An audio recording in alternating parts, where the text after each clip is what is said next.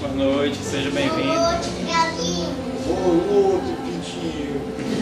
Seja bem-vindo, Marcelo. Seja bem-vindo. Boa noite, Pintinho. Pintinhozinho. Fica à vontade.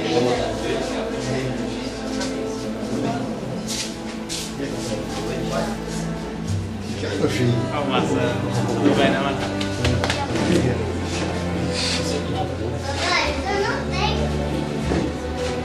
Gente, boa noite. Vamos fechar os olhos agora para a gente iniciar uma oração. Para a gente se harmonizar e iniciar essa palestra. Peço a Ti, Mestre Jesus, em nome de todos nós aqui reunidos, que a Tua tutela se faça presente através dos Teus emissários, que possa nos inspirar a paz, a tranquilidade e também que nos inspire a ouvir e a aprender as lições ditas e os conhecimentos que vão ser expostos aqui, para que possamos utilizar no nosso crescimento moral. Nos abençoa, Mestre, com todos os Teus emissários. Que assim seja. Vou abrir aqui no trecho do Evangelho para a gente iniciar. Missão do homem inteligente na terra. Não vos orgulheis do que sabeis, porque esse saber tem limites bem estreitos no mundo em que habitais. Mas suponho que sejais uma dessas sumidades inteligentes desse globo, e não tendes nenhum direito para disso vos envaidecerdes. Se Deus, em seus desígnios, vos fez nascer no meio onde pudestes desenvolver a vossa inteligência, é que Ele quer que dela useis para o bem de todos, porque é uma missão que vos dá, colocando em vossas mãos o instrumento com a ajuda do qual podereis desenvolver a vosso turno as inteligências retardárias e as conduzir a Deus. A natureza do instrumento não indica o uso que dele se deve fazer. A enxada que o jardineiro coloca entre as mãos de seu operário não lhe mostra que ele deve cavar? E que diríeis se esse operário, ao invés de trabalhar, levantasse a enxada para com ela atingir seu patrão? Diríeis que é horrível e que ele merece ser expulso. Pois bem, não ocorre o mesmo com aquele que se serve de sua inteligência para destruir a ideia de Deus e da providência de seus irmãos? Não é contra seu senhor a enxada que lhe foi dada para roçar o terreno? Tem ele o direito ao salário prometido e não merece, ao contrário, ser expulso do jardim? E o será, não duvidei disso, e arrastará existências miseráveis e cheias de humilhações até que se curve diante daquele a quem tudo deve. Pois fiquem agora com Marcelo Garcia. Isso. Aí, rapaz. Eita, gente.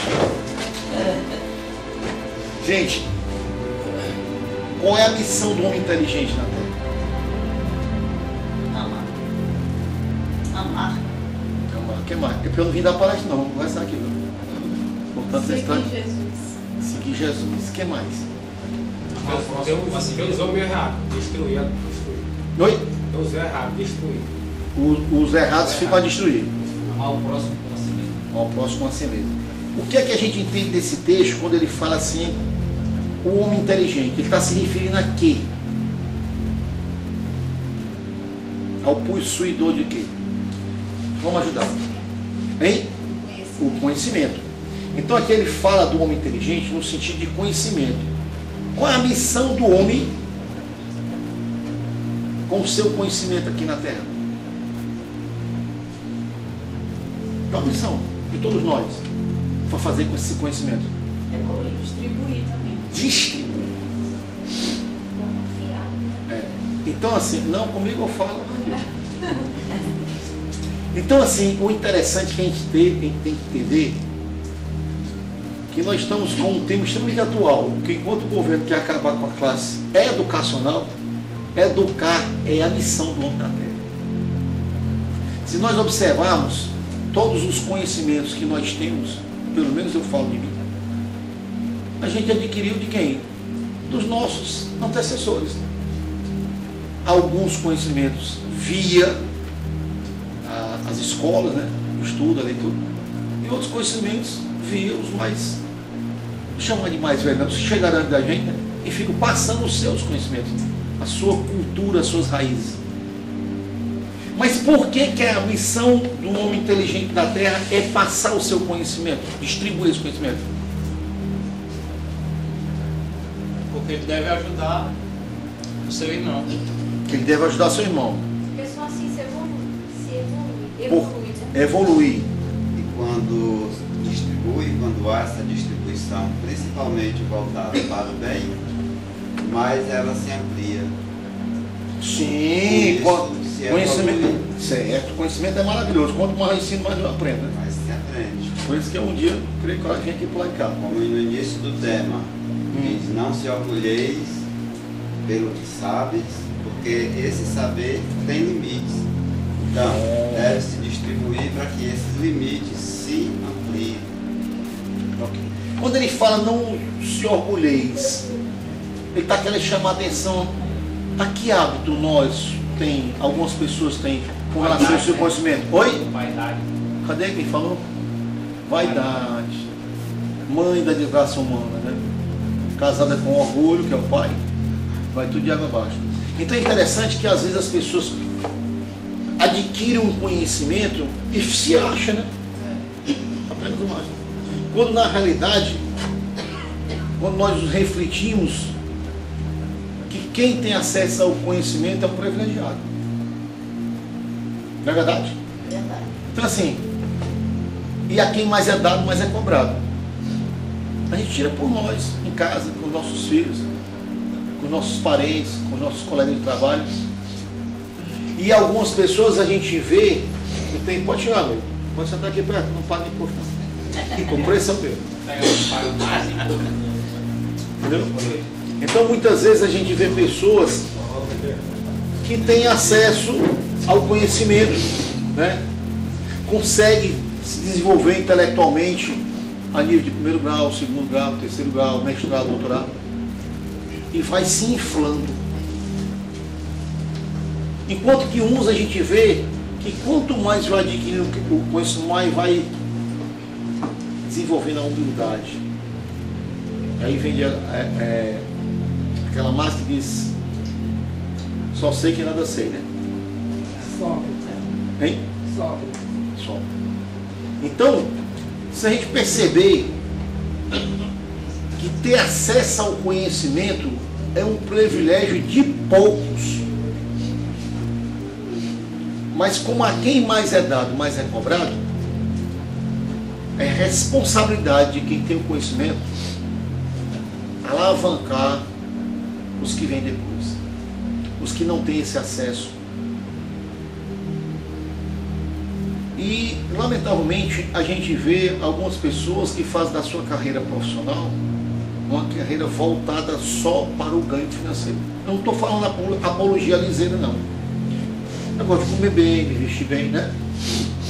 Ter bom transporte, bom estudo, acesso às coisas. Mas a gente precisa entender que a profissão é um sacerdócio. Muitas vezes a gente fala que, eu falo no caso da educação, porque minha mãe é professora, e a gente conhece esse padecimento de perto. E mesmo assim, ela, no auge dos seus 85 anos, ela disse isso. Vocês que são desse negócio aqui, ela é católica. Vocês são desse negócio aí. A gente vem de novo. Se eu vier de novo, eu quero ser professor de novo. Mamãe, isso já é suicídio, né? Ela é suicídio masoquismo, né? E aí ela diz, não, meu filho, é porque existe o prazer do conhecimento. Quer dizer, Conhecimento é luz. conhecimento é luz. E assim, eu acho que o educador, ele tem a obrigação moral de levar essa luz onde quer que for necessário. A diferença do educador para os outros é que ele é oficializado. Os outros também têm a sua inteligência, cada um na sua área. E tem por essa mesma obrigação passar esse conhecimento. E não fazer desse conhecimento arma de superioridade, degrau de sobrepor os outros. Que lamentavelmente a gente vê isso em todas as áreas profissionais, em todos os convívios, né? A pessoa tem acesso a uma palavra e fica assim, achando. Quando na realidade, o foco real, cristão, eu não quero falar aqui espírita, porque eu não quero diminuir nenhuma outra religiosidade, mas a missão do cristão é puxar a mão do outro.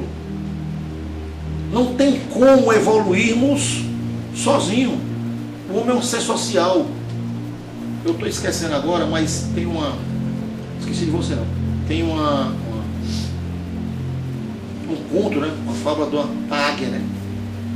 A gente tinha, né? E ele conta que a águia é um dos pássaros que tem os voos mais altos, né? Hein? Não. Ela tem um voo altíssimo. Mas não tem jeito. Ela só voa, apesar de ser a majestade, se as duas asas estiverem em sincronia. Assim são em todas as relações, em todos os convívios. Só se alça grande voos nas relações, né? Se as duas asas estiverem a bater. Aí se vai alçar grandes voos, né? Então o homem ele evolui quando ele ajuda o outro a evoluir também. E essa sincronia é que vai dar o voo mútuo. Então se nós percebermos o yin e o yang, né? Nada totalmente branco, nada totalmente preto. Não existe nenhum ser tão ignorante que não tenha nada a me ensinar. E nem existe nenhuma subidade intelectual que não tenha nada a aprender comigo, né? Então a gente sempre está, às vezes, na função de transmitir ou de receber. O importante é entendermos que nós temos a responsabilidade de alavancar o próximo. Diga, minha amiga, se é pergunta. Dizer que o verdadeiro conhecimento, ele anda lado a lado com a sabedoria. Sim. Tem muitas pessoas que, por ter o conhecimento, elas se acham porque não tem um verdadeiro conhecimento. Ela tem só a intelectualidade. A intelectualidade. E muitas vezes ela quer impor o que sabe das pessoas, que é outro erro que eu acho, né? Tem professor que quer impor um valor para o aluno, uma realidade que ele não vive. Eu sei que o debate aqui, né? Não, sem problema. Nas escolas. Tudo se aproveita. Mas eu acho que tem muito dessa coisa, assim, esse conhecimento científico, porque e tem gente que a gente traz o conhecimento do espírito, né? Sim. Das várias vidas. Sim, como na sua memória espiritual. Então eu acho que é isso, essa ilusão do conhecimento científico, né? Porque às vezes a pessoa não sabe nem ler, mas tem tanta sabedoria no espírito. Opa! Só que não é valorizada, assim, ela não é valorizada onde? Num meio onde as pessoas são intelectuais. Muitas vezes ela não é valorizada. Se nós formos buscar a perceptividade de outras culturas, de outros povos, no Japão, por exemplo, o idoso ele é contemplado. Os índios também. Os índios mais velhos é contemplado, porque eles são a fonte do saber. Ok? E eles, idosos, não são superiores, não se posicionam como superiores, se posicionam como mensageiros da perpetualização da cultura. Esse é um homem inteligente. Entendeu? Assim, a gente precisa, através da nossa atividade profissional, ter o nosso ganho? Sim, claro, por que não? Mas isso não pode ser o único foco. Quando Deus deu a determinados homens, né, um certo conhecimento mais elevado que os outros, é para que, através desses que têm acesso ao conhecimento, possa se evoluir aquele grupo, aquela comunidade, né, e não escravizar os outros pela ignorância. Então a responsabilidade do homem inteligente na Terra, a missão dele é literalmente auxiliar o próximo. Esse é o exercício cristão. Não tem jeito.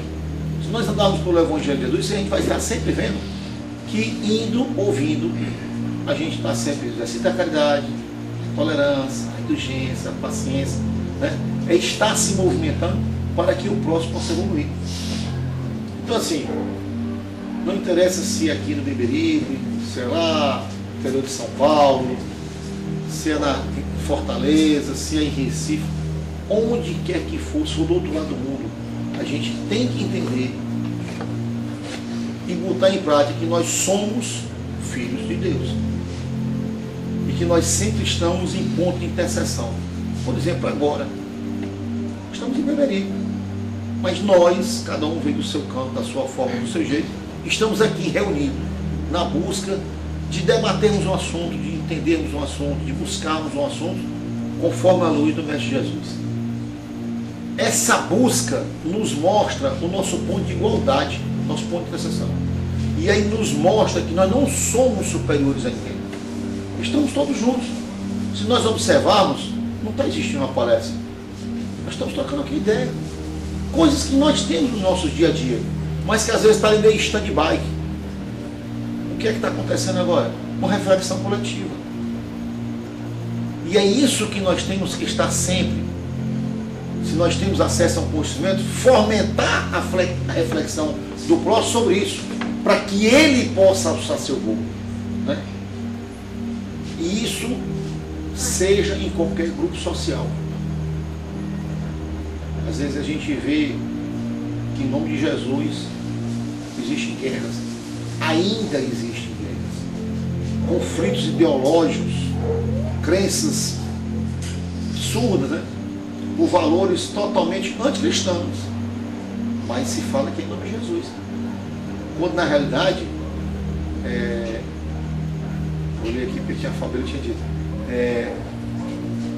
o exercício que Jesus trouxe aqui foi o exercício do amor. Ele foi o amor vivenciado.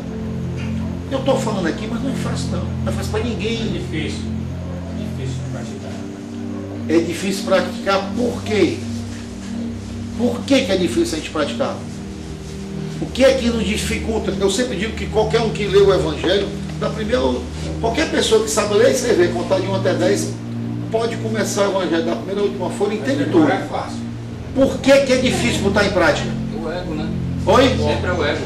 O quê? O orgulho. Que o mais? Ego, o ego. Quem mais? O egoísmo. Vaidade. Vaidade. Entendeu? Se a gente, quando na realidade... Descrença em si mesmo. Hein? Descrença em si mesmo. Descrença no seu potencial. Seu Né? potencial. É difícil? Não foi fácil para Jesus, porque vai ser fácil para a gente. Porém, nós não podemos estacionar nessa de que é difícil.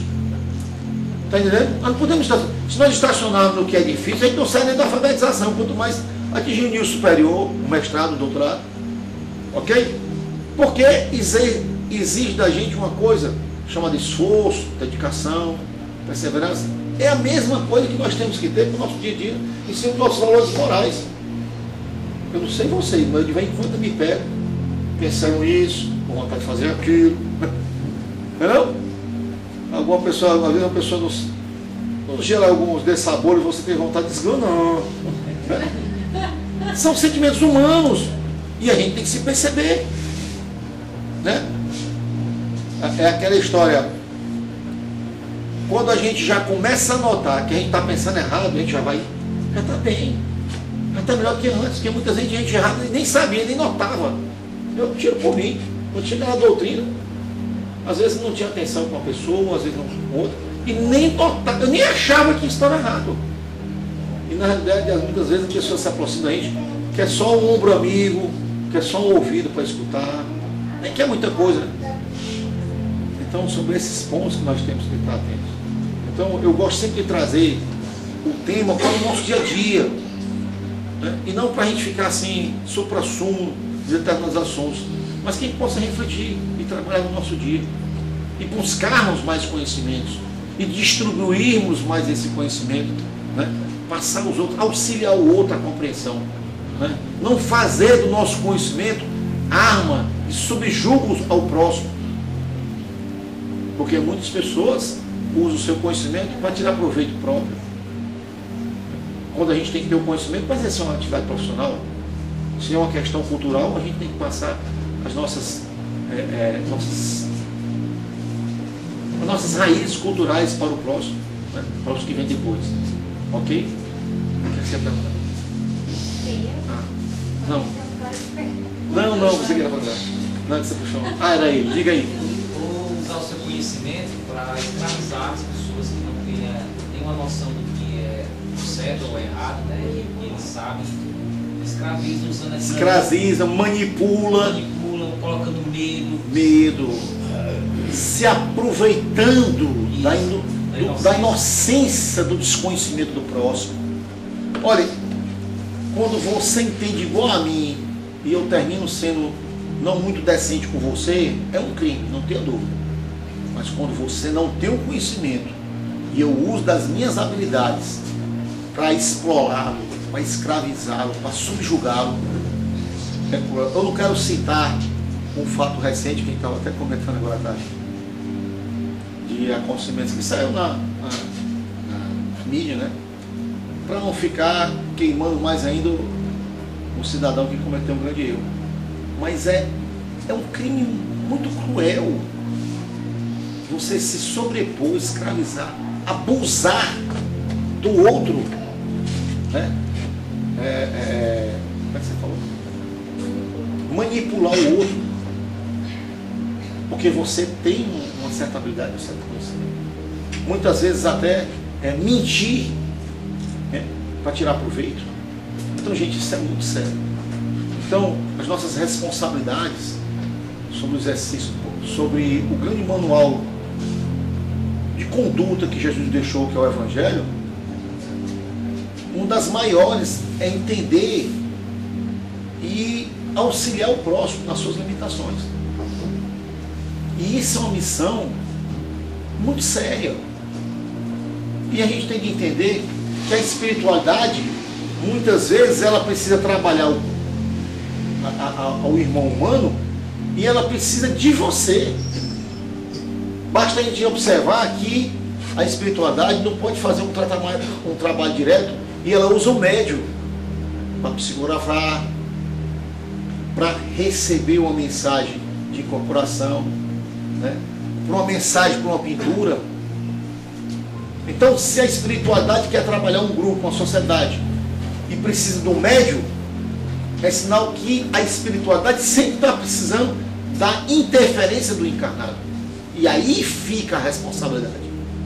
Por isso nós temos que estar atentos, porque na humanidade você pode estar onde tiver. Ali ao teu derredor tem alguém precisando de ti.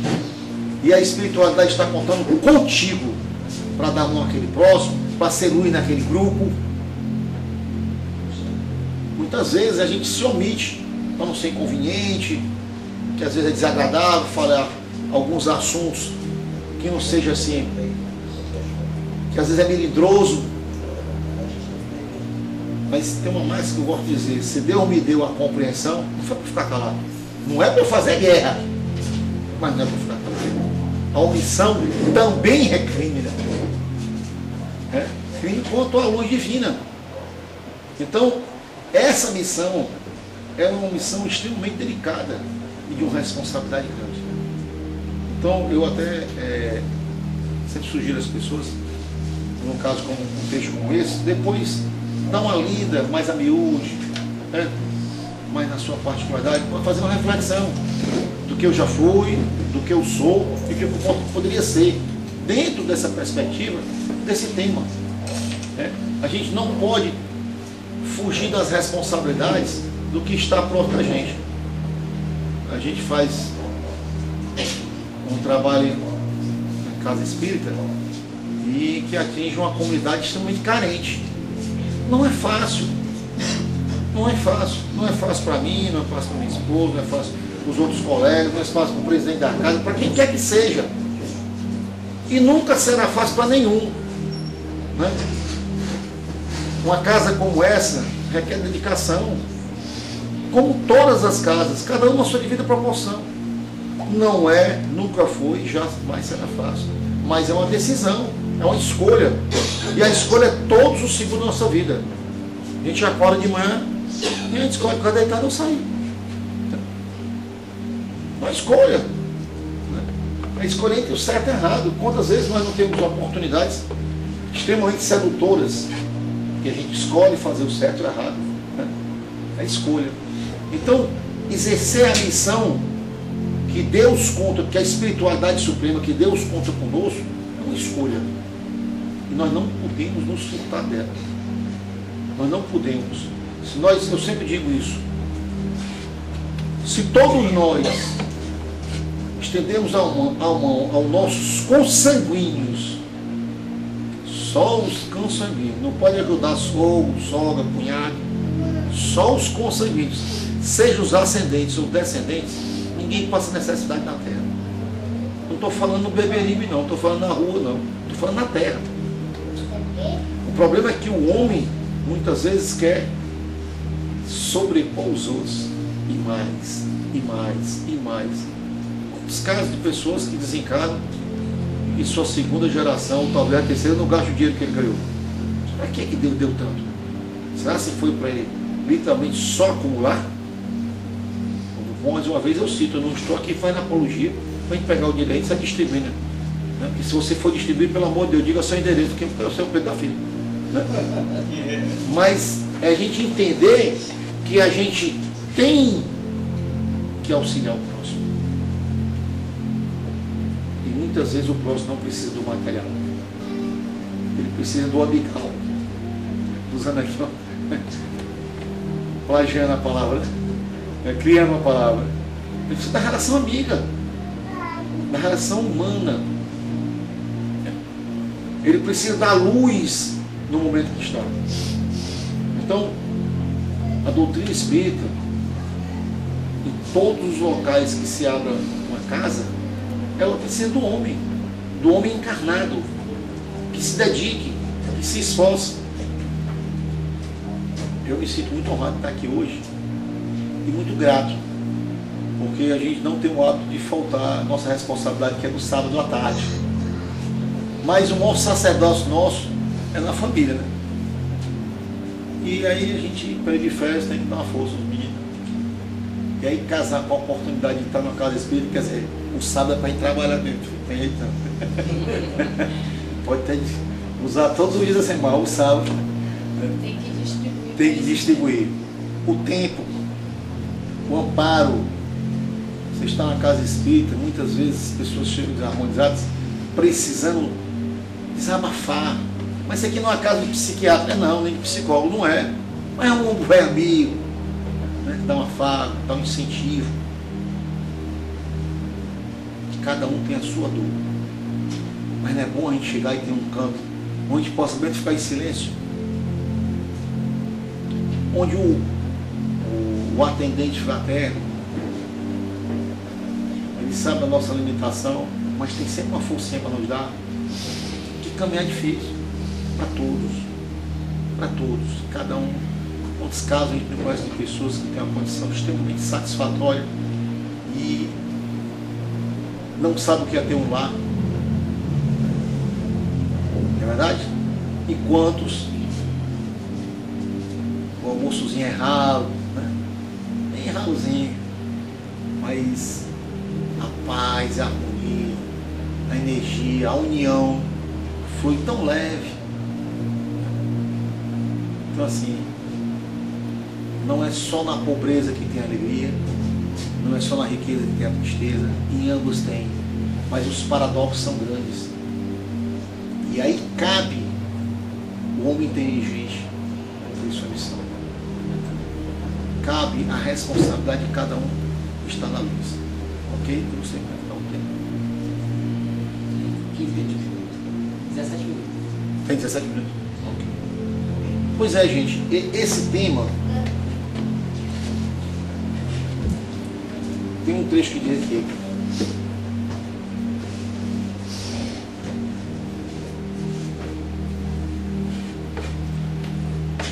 O que é que a gente vê? O que é que a gente percebe quando a gente encontra pessoas que têm o privilégio de ter acesso às compreensões? Porque eu considero ter acesso à doutrina espírita um privilégio ímpar.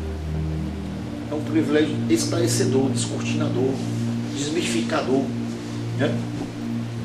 Mas quantos a gente encontra que terminam em determinado momento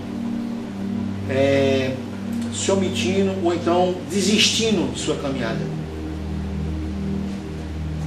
O que é que a gente acha que faz essa pessoa terminar assim? Porque eu conheço gente que leva dificuldade dali, dificuldade acolá, mas não desiste. Está sempre ali atrás de trabalhar. Mas tem algumas pessoas que desistem. O que é que vocês acham que faz a pessoa desistir? Às vezes tem a compreensão de uma doutrina, de uma religiosidade, de um trabalho, mas termina se cansando. Eu acho particularmente que é falta de fé. Fé, inclusive, na vida futura também. Eu acho que é isso. Quando é na vida futura, eu acho que não é nem fé, não, é crença, né? É crer que realmente, né? Porque fé é você enxergar no escuro sem nem, não ter nenhum fósforo aceso, né? A fé, ela transcende a razão. Mas a gente muitas vezes compreende a vida futura, mas mesmo assim, às vezes a gente termina, algumas pessoas às vezes desistem. Por quê? Desiste do trabalho. Por que esse cansaço? Por que as pessoas se cansam? Às vezes também vem depressão. Depressão. Sim. Aí já é uma questão patológica, né? A depressão é uma questão patológica, né? Mas muitas vezes a depressão é um acúmulo de dores, né? Não solucionar e não buscar compreender suas dores, né? Então, o que eu quero chamar a atenção é que qual é o ponto que fazem as pessoas desistir? E a senhora colocou no plano. A fé. Porque quanto a quem mais é dado, mais é provado. Quanto mais se tem o conhecimento, quanto mais se tem a compreensão, maiores vão ser as provações. Né?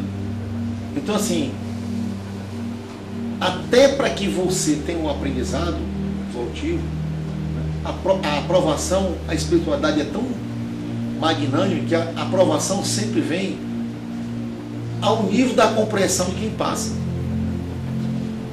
Muitas vezes digo assim, meu Deus, eu não aguento mais, né?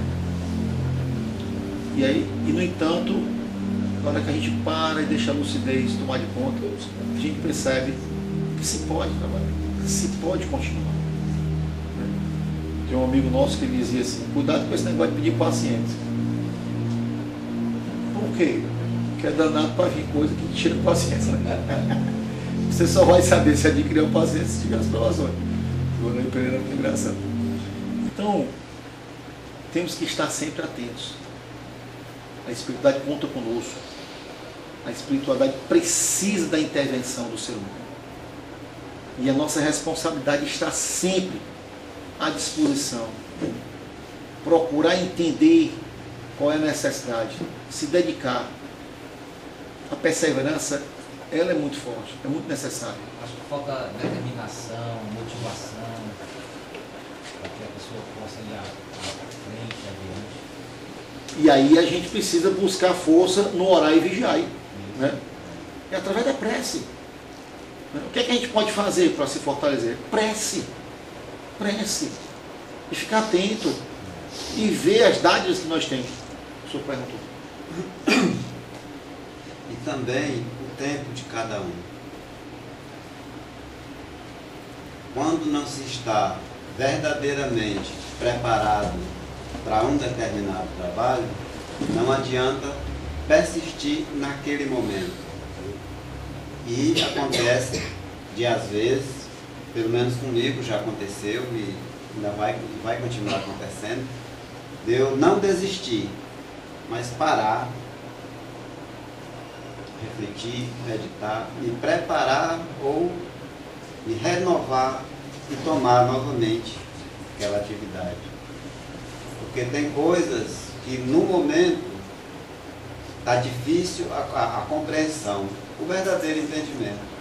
Passa algum tempo, esse entendimento flui com mais rapidez, com mais naturalidade.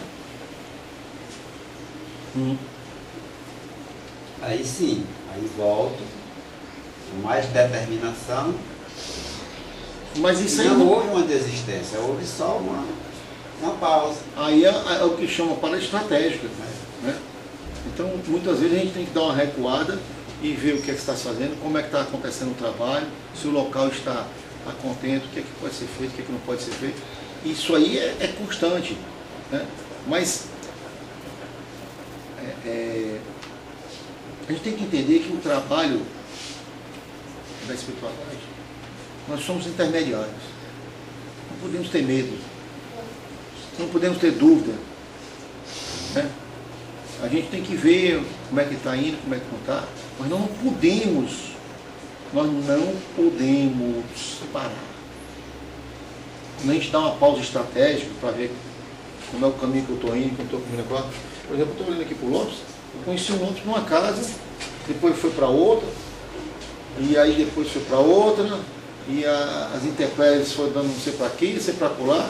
Esse sonho desta casa aqui tem alguns anos, né, meu irmão? Tem um bocado de anos, que eu conheço o Lopes já tem uns 5 anos, né? Nem tanto, mestre, nem tanto, né? E as dificuldades, e sempre investir o sonho, né? Esse seminário, né? Investir um sonho no seminário, na oração. Mas, assim, o que a gente não pode é literalmente desistir. Porque a gente tem uma missão a cumprir. Todos, cada um na sua proporcionalidade, cada um no seu ambiente, né? Tem momentos que estamos juntos, tem momentos que nós estamos separados, mas existe uma missão, né? Eu costumo dizer que a missão da maternidade, da paternidade é uma missão fabulosa, né? Eterna. Então, assim, e temos que estar perseverantes sobre isso, né? E o que é que vai nos fortalecer nesses momentos de dificuldade? A disciplina. Quem mais? O que é que nos fortalece a nossa disciplina? Fé. Eu acho que é a fé. O que é que fortalece a nossa fé? Coragem. O que é que faz? Oi? Alguém falou? A oração. A oração. A oração vai nos dar força para tudo isso. Por isso que tem a máxima que diz orar e vigiar por tudo sempre. Vigiar para continuar orando, orar para continuar vigiando. Então, essa pausa que o senhor chama, na verdade, foi um exercício do vigiar. Perceber e dar um novo direcionamento da forma mais hábil, né? O importante é entendermos que a missão do homem inteligente à Terra é auxiliar o próximo.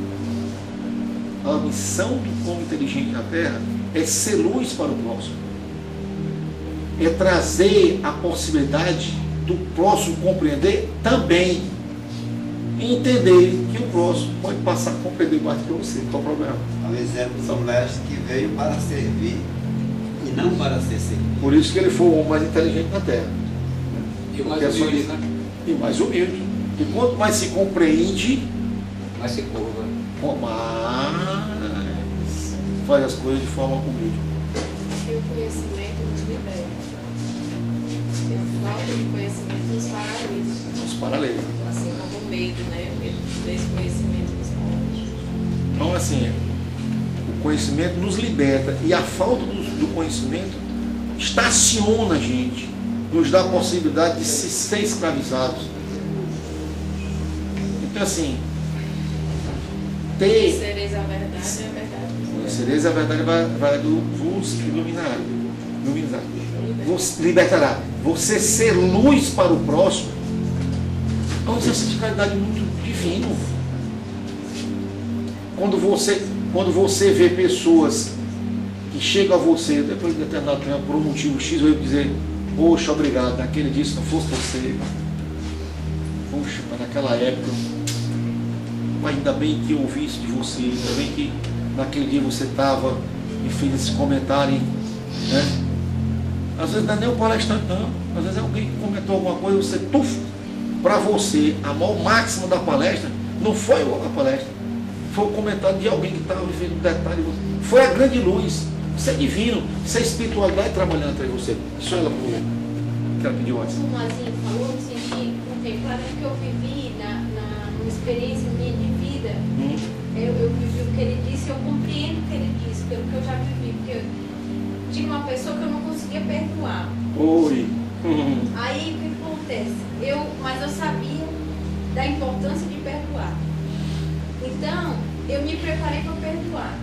E quando eu tentei perdoar, ela é como se ela não aceitasse, ela não aceitou, vamos dizer assim. Sim. Aí eu fiquei com mais raiva ainda, pensando que, pronto, agora realmente eu não... Por que ela tinha que aceitar? Não, pois é, porque Pois é, por que ela tinha que se aceitar? harmonizar, né? Eu queria que ela me perdoasse da minha incompreensão e eu perdoá-la da incompreensão dela. Só que o que acontece, eu não estava preparada para dar a ela. Então eu acho que esse tempo... E para receber o não dela, estava preparada? Eu também não estava preparada. Oi. Mas se eu lhe disser que no dia que eu perdoei ela, nem ela me pediu perdão, nem eu a ela. Foi uma coisa natural, foi numa... Fluiu. Fluiu. Então eu entendo o que o Mazinho diz desse tempo, é assim, eu não estava preparada para dar a ela, para perdoá-la, nem para não receber esse perdão. Caso ela não me perdoasse, que foi o que aconteceu.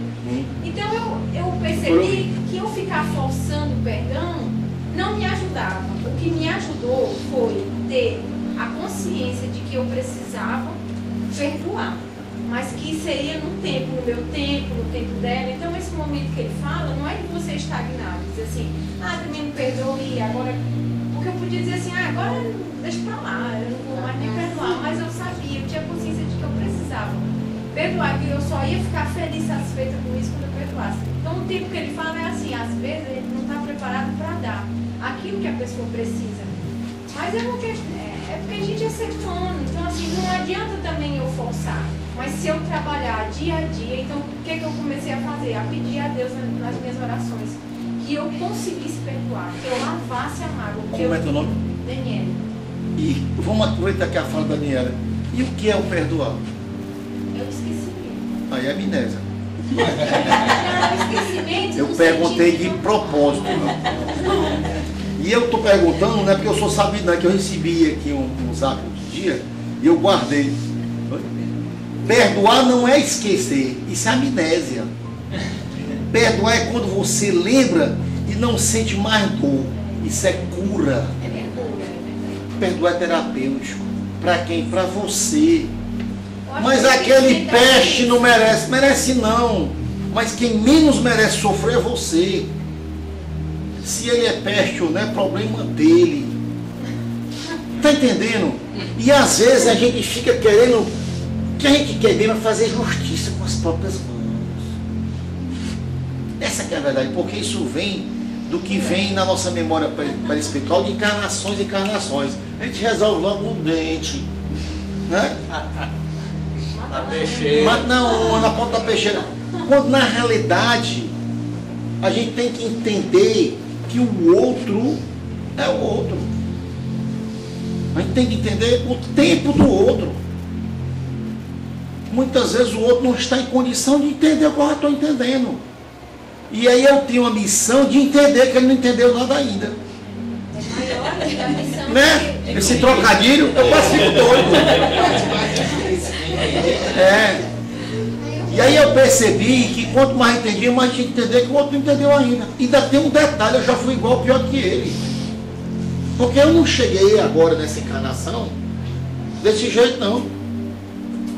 Eu já vim de outras que era muito pior, moço. Era de fazer vergonha, como diz o Matuto, né? Aí Deus é tão maravilhoso que nos dá uma coisa chamada amnésia reencarnatória. Que é para a gente não saber o que nós somos em outras encarnações. Senão a culpa é muito grande. Não é senão a culpa. Tu já imaginou se em outra encarnação tu soubesse que eu fui um senhor feudal, vocês todos escravos, matei, solei, estupei, vendi. Ninguém desculpa. E com que cara estava aqui? Não tem cara de pau que aguenta um negócio desse não. Está entendendo? Mas Deus é tão maravilhoso que nos dá a oportunidade de nos reencontrarmos. Aí minha digníssima esposa gosta de dizer que a vida é reencontro. Acho fantástico isso.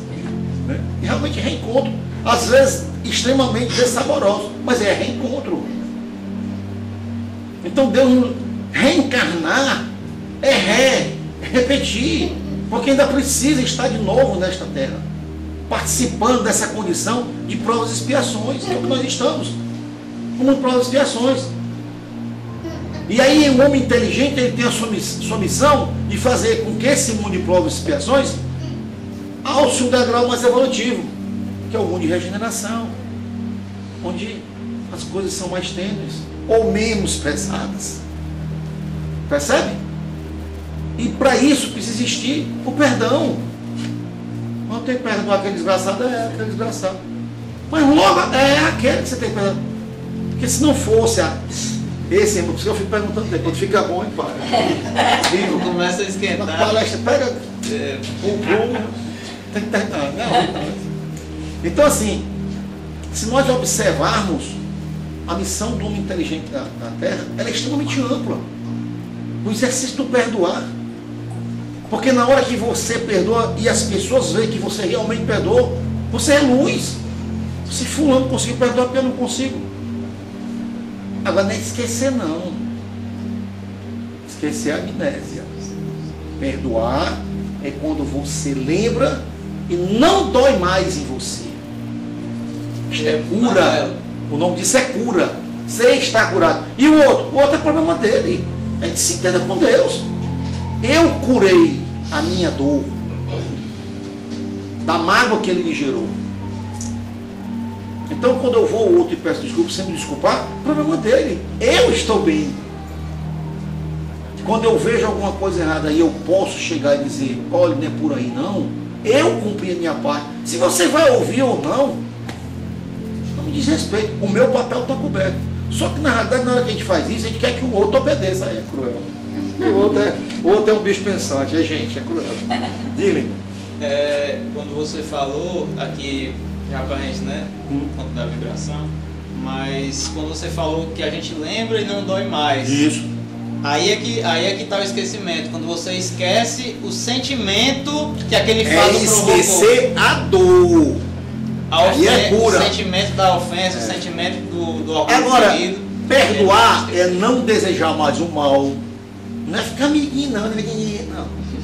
Se outra pessoa oferecer, já mostrou que não é de confiança, mas você vai confiar de novo.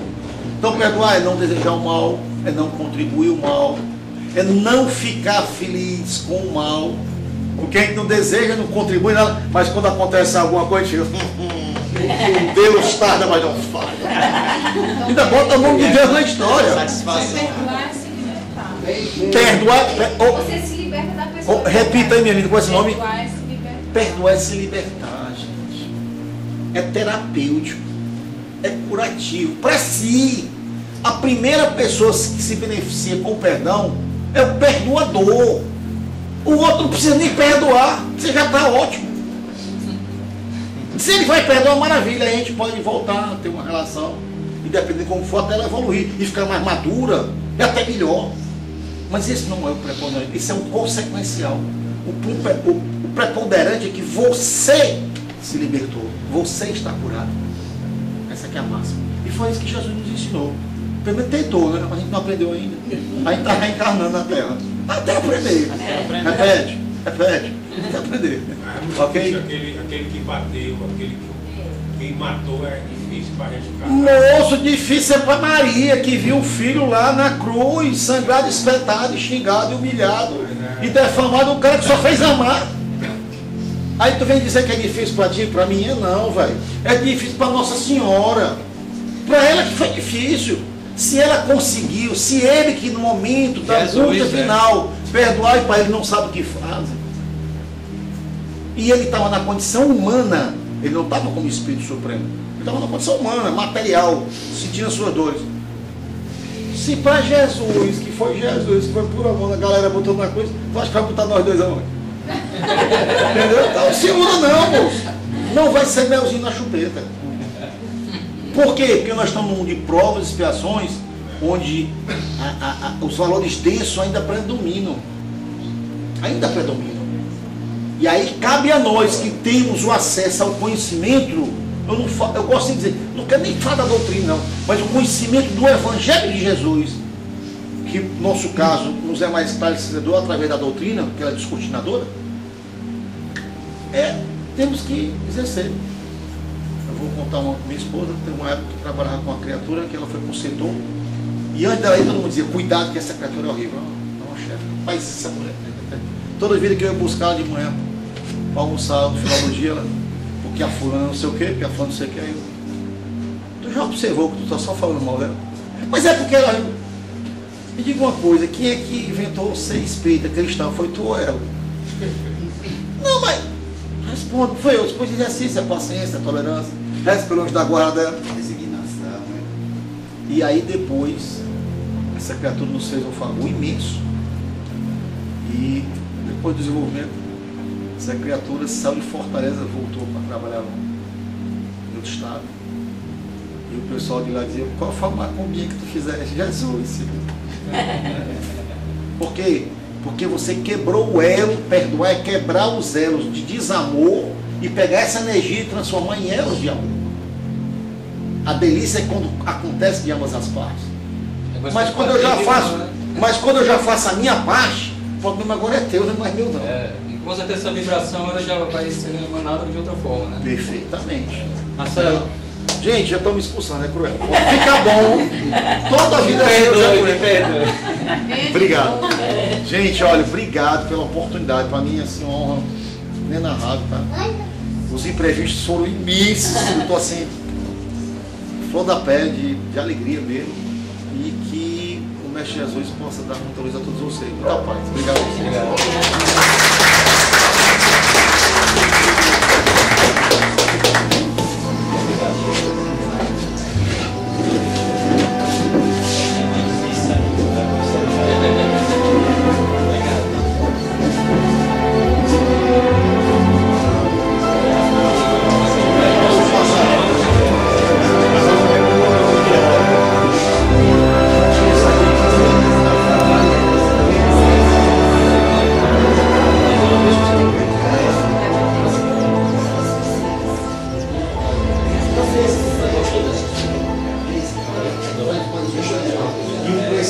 Esse nome desse trabalho é lá dessa única da sexta-feira. Aí